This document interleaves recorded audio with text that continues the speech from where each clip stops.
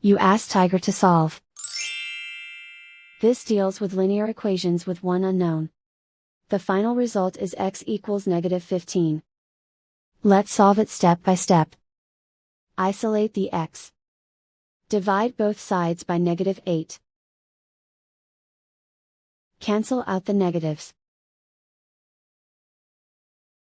Simplify the fraction.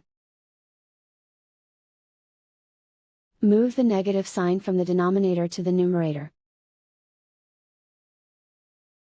Find the greatest common factor of the numerator and denominator.